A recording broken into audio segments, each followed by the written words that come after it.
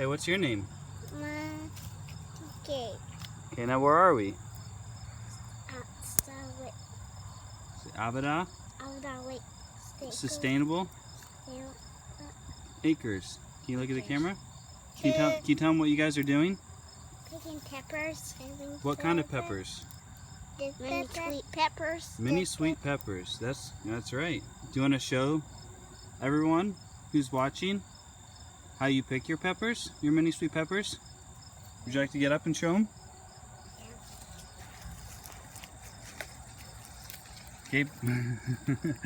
Hey, you can't get in the way, Gabe. Stefan's going to show us how... No? Is that one ready? Yes. Are you sure? Is there some green on it? Yeah. Yep. So today we're picking mini sweet peppers. And Stefan here is our good helper with that. So here you can see this is our orange variety. We have 3 different varieties. There's a red, orange, and yellow. And they're pretty loaded this year. You see all these green ones still on, and we're really just starting down at the bottom. They just started ripening about 2-3 weeks ago. So we wait till they're, preferably all the way ripe. I mean, they can have a little bit of green on them, but we like to go for fully ripe peppers when they're at their sweetest. And here we have, this is a red variety right here.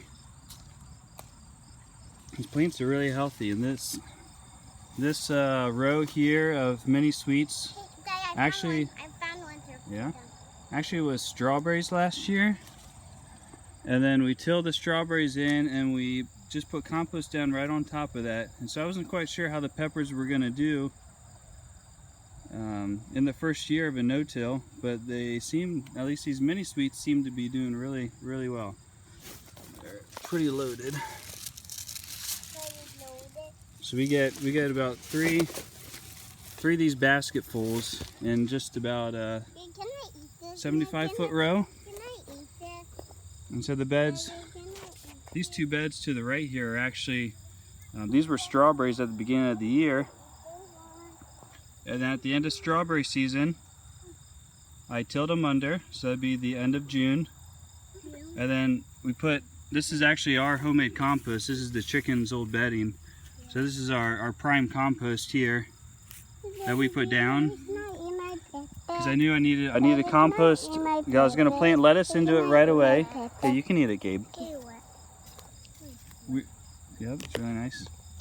We're gonna put lettuce in it right away, so I wanted some really good compost. Or sometimes the compost you buy may not be finished all the way, and when you go to transplant, you might be surprised at how poorly they transplant. Where I knew the stuff I put together was pretty nice. And so the lettuce to the right there, right in the middle, right in here.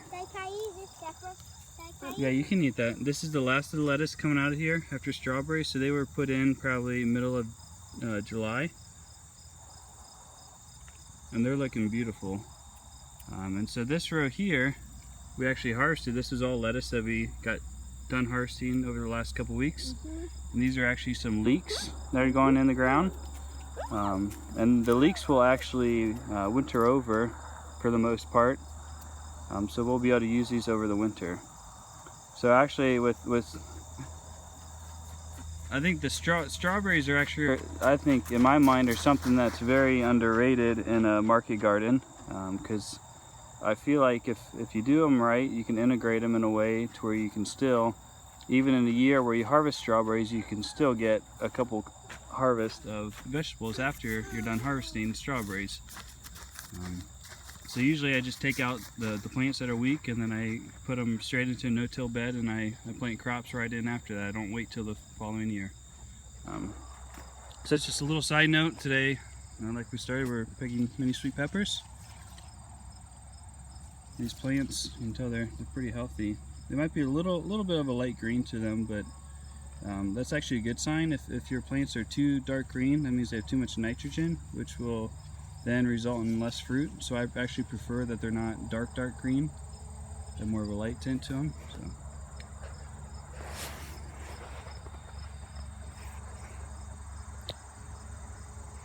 So I guess that's it for today.